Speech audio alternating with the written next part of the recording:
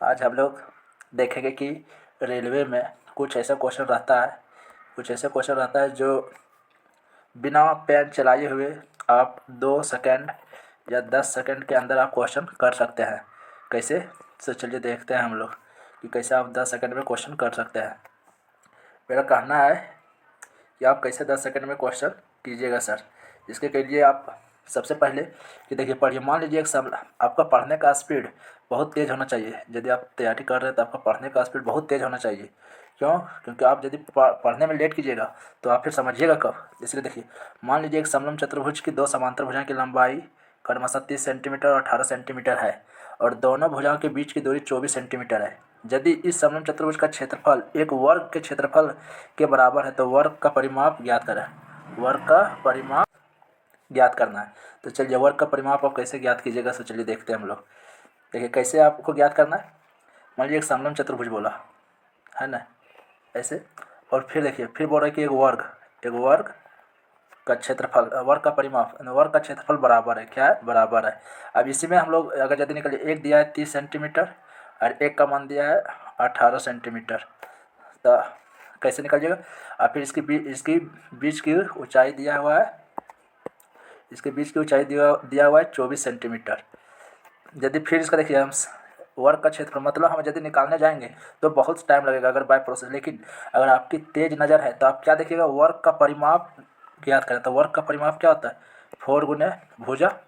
आप देखिए 4 गुने भुजा बोला, तो भुजा तो मेरा जो भी आएगा, लेकिन 4 से तो मल्टीपल तो हो रहा है। तो 4 से जब मल्टीपल हो रहा है तब देखिए, जब 4 से मल्टीपल हो रहा है तब क्या करेंगे, हम देखेंगे कि 4 से कौन डिवाइड है, कि कौन सा डिवाइड है। जैसे देखिए 16 है तो इसके अंदर है ना 4 गुने 4, तो देखिए 4 से कटेगा भी।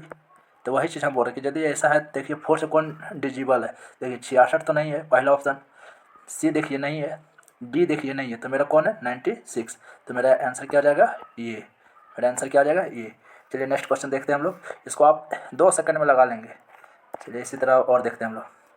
जैसे देखिए यहाँ पे क्वेश्चन बोल रहा है कि एक माँ और बेटी के वर्तमान आयु 8:3 दिया हुआ है और 12 वर्ष के बाद, कितना, 12 वर्ष के बाद इनकी आयु का अनुपात 2:1 होगा। माँ और बेटी के वर्तमान आयु का योग ज्ञात करें। क्या बोला? योग। तो देखिए यह भी बहुत आसान है। योग जैसे बोला हम 8 और 3 कितना होगा, 11। अब 11 का देखेंगे कौन सा डिजिबल है। देखिए 74 नहीं है, 71 नहीं है, 69 नहीं है, तो मेरा आंसर कौन हो जाएगा, ये। अब बाय प्रोसेस सब बना के देखिएगा, आपको कितना टाइम लगेगा सब देख सकते हैं। चलिए नेक्स्ट क्वेश्चन देखते हैं हम लोग, क्योंकि आज हम लोग यही बताने आए हैं। यदि अच्छा लग रहा होगा तो आप लोग लाइक और कमेंट कर सकते हैं और शेयर भी करें। एक माँ और पुत्री का अनुपात 12:5 है। 10 वर्ष बाद माँ की आयु बेटी से दोगुनी होगी।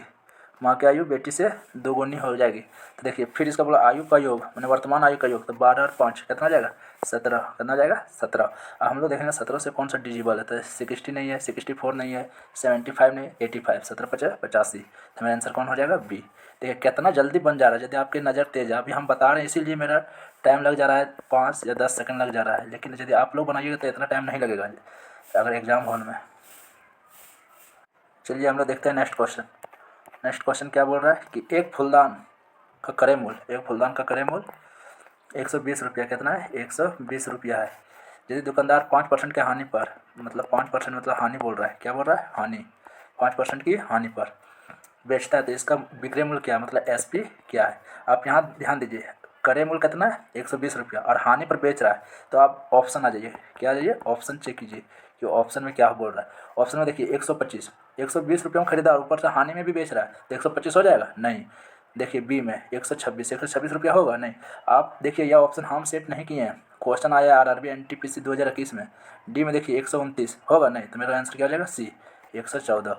तो आप इसको ना भी बना के आप इसका आंसर मार सकते हैं यदि आपके पास कॉमन सेंस है तब। वैसा कॉमन सेंस होना चाहिए आप लोगों को भी। और ऐसे आप बनाइए और फास्ट है चैनल से ज़रूर जुड़िए। आपको इस तरह से क्वेश्चन मिलेगा, बताते जाएगा आदमी, जो भी हो ध्यान दीजिएगा।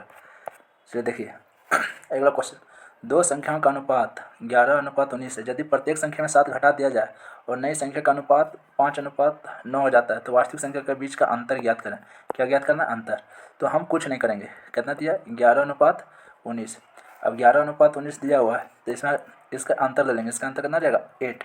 अब हम 8 का मल्टीपल देखेंगे, देखिए इसमें नहीं है, इसमें नहीं है, इसमें नहीं है, 8 सती 56, बी आंसर क्या हो जाएगा, बी। ये सब क्वेश्चन आपको हमेशा मिलते रहेगा। आपका रेलवे, एसएससी, जीडी, एसएससी हर एग्जाम में ऐसे क्वेश्चन पूछते रहता है, आप लोग ध्यान दीजिएगा। देखिए एसएससी का क्वेश्चन आ गया, देखिए आप देख सकते हैं, यह क्वेश्चन आपको एसएससी में जरूर मिलेगा। 2022 में पूछा हुआ क्वेश्चन है, लेटेस्ट क्वेश्चन है। ये CHSL का Tier 1 में पूछा गया है। इस क्वेश्चन को यदि आप बनाने जा रहे हैं तो आप कैसे बनाइएगा, से देखिए इस क्वेश्चन को आप बना रहे हैं यदि, तो इस क्वेश्चन बनाने में आपको ज़्यादा से ज़्यादा टाइम लग सकता है, लेकिन देखिए हम इसको तुरंत बनाएंगे शॉर्ट अप्रोच से। तो बोला एक संख्या x के 44% का 44%, इसका 44% क्या हो जाएगा, 44%, और उसके उसी संख्या के 33%, वही संख्या x के 33%, क्या है 33% के बीच का अंतर 286 है। कितना है, 286 है। और अब देखिए अंतर बोला, अंतर तो हम क्या ले रहे हैं, अंतर। अब देखिए और इस उस संख्या का, अब जो x माने हैं उस संख्या का 54%, उस संख्या का 54% क्या होगा। अब देखिए हमको यहाँ निकालना है, तो हमको x लाने के लिए पहले हमको यहाँ बनाना पड़ेगा क्वेश्चन, ये क्वेश्चन हमको बनाना पड़ेगा। इसके लिए हमको पहले यहाँ से x का मान निकालना पड़ेगा, x का जो भी मान आएगा, है कि नहीं। अभी ये वाला मान जो हम यहाँ रखेंगे और इसका 54% करेंगे, तो आप देखिए मतलब बाय प्रोसेस से आप बनाइएगा तो आपको बहुत टाइम लग सकता है। लेकिन सर आप कैसे बनाइएगा, चलिए हम कैसे बनाएंगे दिखाते हैं आपको। इसको मिटाते हैं, चलिए देखिए ये क्वेश्चन में हम लोग ऐसे क्वेश्चन में हम लोग मात्र 2 सेकंड से ज़्यादा टाइम नहीं देंगे। कैसे, चलिए देखते हैं। देखिए बोल रहा है उस संख्या का 54%, तो उस संख्या का 54% क्या होगा। तो हम लोग देखिए 54% में आपको क्या दिख रहा है, इसे देखिए, इसको लिख सकते हैं 9 गुने 6 लिख सकते हैं, तो 9 गुने 6, तब देखिए इसमें 9 आ गया। अब बोला उस संख्या का, तो जो भी संख्या आएगा तो यहाँ 9 गुने 6/100। तो ऐसे आपको माइंड में सोचना है, ये हम आपको बता रहे हैं। तो देखिए 9 का मल्टीपल कौन होगा, देखिए पहला होगा, नहीं होगा। 5 1 6 और 4 10, 5 1 6 6 12 और 4 16 और 11 नहीं होगा। तीसरा देखिए 4 और 1 5 और 5 10 16 हो जा रहा है, तो ये भी नहीं होगा। 4 देखिए 4 भी नहीं होगा। 3 और 4 1 7 8 हो रहा है, ठीक है। दूसरा हो जा रहा है 4 1 8 1 9, तो 9 का मल्टीपल होता है, हम लोग जानते हैं कि 9 का मल्टीपल योग उसका 9 80 ऐसा होना चाहिए। आप देख रहे हैं कितना आसानी से क्वेश्चन बन रहा है। आपके पास यदि कॉमन सेंस आप लगा पा रहे हैं, यदि आपके पास अप्रोच है, ये सब सीखने के लिए आपको प्रैक्टिस का ज़रूरत है। आप लोग जुड़िए। चलिए देखिए नेक्स्ट क्वेश्चन, ये मेंसुरेशन का क्वेश्चन है। एक इसका है मेंसुरेशन का क्वेश्चन। आप मेंसुरेशन जान रहे हैं कि बहुत टफ चैप्टर है, ये तो टफ चैप्टर माना जाता है। इसमें कैलकुलेशन ज़्यादा रहता है, लेकिन नहीं, आपके पास अगर दिमाग है, आपके पास यदि अप्रोच है, आपके पास कॉमन सेंस है, तो आप इसको तुरंत बनाइएगा।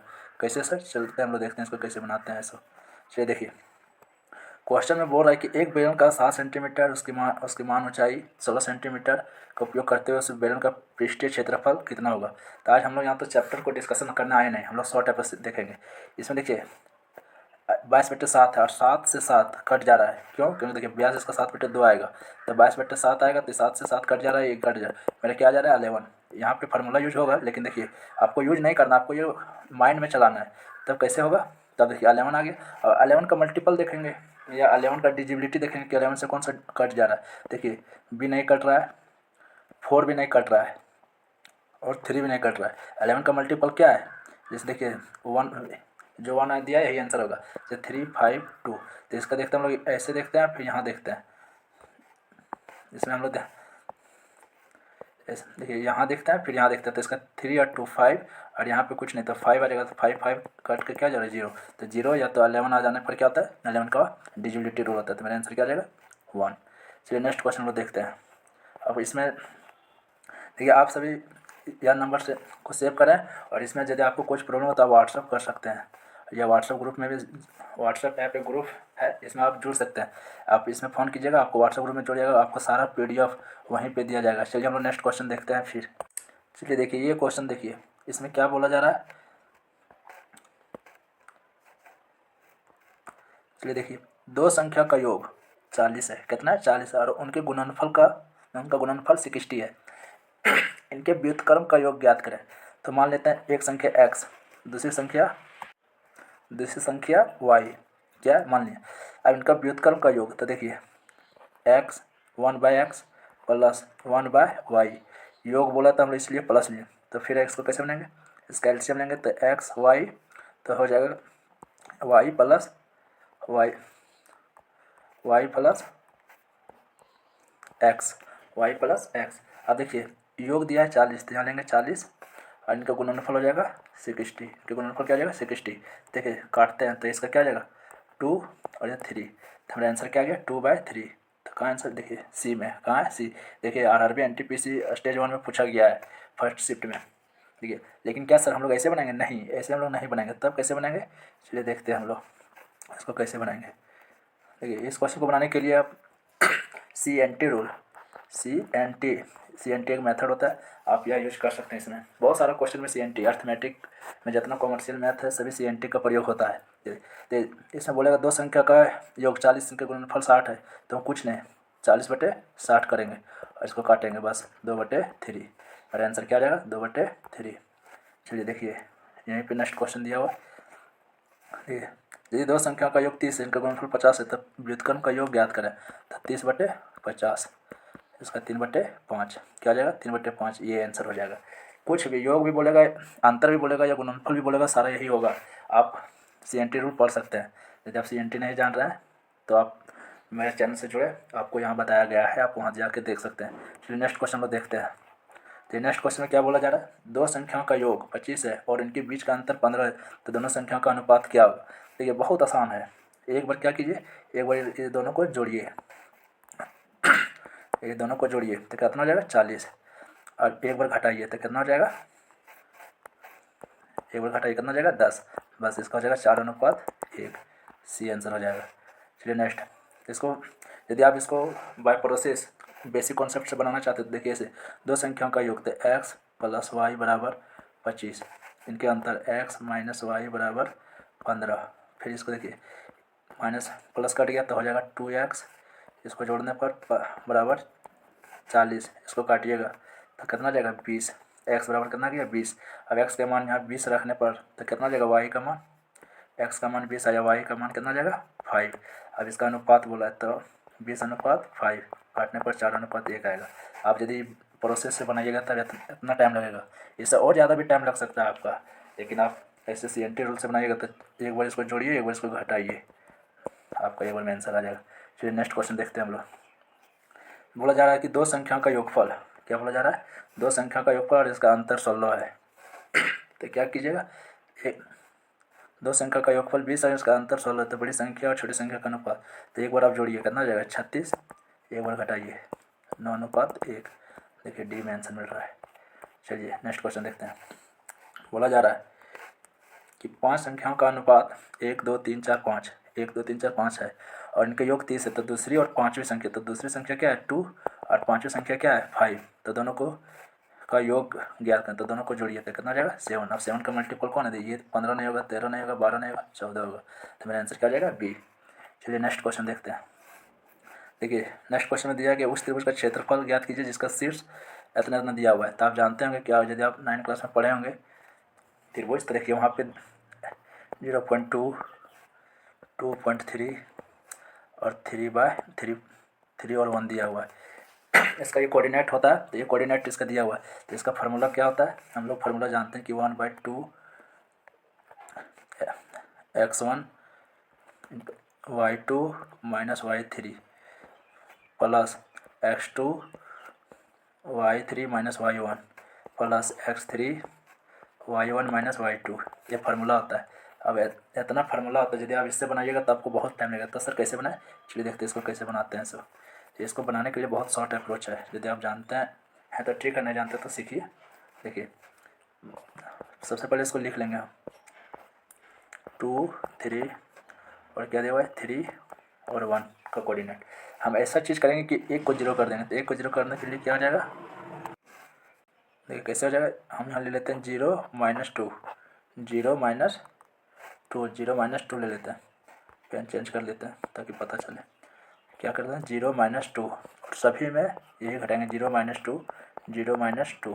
देखिए 2 और 2 कट गए, 0 0 ऐसे कुछ नहीं, तो इसमें 2 और 0 में घटाएंगे तो क्या होगा 2, और इसमें घटाएंगे तो 1, इसमें देखिए घटाएंगे तो 3 और इसमें घटाएंगे तो -1। अब देखिए नज़दीक के साथ कीजिएगा गुना, कैसे करना है, नज़दीक के साथ नज़दीक और दूर के साथ। देखिए 3 और यहाँ माइनस होता है और यहाँ क्या आ जाएगा -2 गुना होने पर। अब देखिए माइनस माइनस क्या आ जाएगा प्लस, तो 3 और 2 कितना आ जाएगा 5। अब देखिए अब अंतिम में आप 2 से भाग दीजिएगा, क्यों, क्योंकि देखिए इसका 1/2 ये वाला फार्मूला होता है, तो यहाँ से जो 1/2 निकलता है यही वाला 2 यहाँ करते हैं, इसका क्या आ जाएगा आंसर 2.5। देखिए मेरा सी में दिया हुआ है। चलिए थैंक यू, आपको सिखाने का मैंने कोशिश किया, कुछ आप ज़रूर सीखे होंगे। चलिए देखिए आप सभी इस चैनल से जुड़ें। देखिए लास्ट में एक मोटिवेशनल है कि संघर्ष से कभी डरना नहीं चाहिए, क्योंकि ये भी एक कहानी है जो सफल होने के बाद सबको बतानी है। आप लोग संघर्ष करते रहिए, संघर्ष हम लोग का संघर्ष ही जीवन है। तो देखिए इसमें आप इस नंबर से आप कॉल तो नहीं कीजिएगा, लेकिन आप लोग व्हाट्सअप जरूर कर सकते हैं। क्वेश्चन वगैरह को आप लोगों को क्वेश्चन का आंसर भी बताया जाएगा और आप सभी इस एक व्हाट्सएप ग्रुप है, आप उसमें जुड़ सकते हैं। चलिए देखिए आप यदि पढ़ना चाहते हैं ऑफलाइन क्लास, तो आप यदि जो हजारीबाग बाबू गाँव, अगर बाबू गाँव में यदि कोई रह रहे हैं तो आप मल्टी जिम के पास आप आके क्लास कर सकते हैं। कितना 4 बजे PM, मैंने 4 बजे शाम से आप आइए, 1-1.5 घंटे का क्लास होता है, 4 से 5:30 बजे तक आप आके जुड़िए क्लास। थैंक यू, बहुत बहुत धन्यवाद आप सभी का। आपका दिन शुभ हो।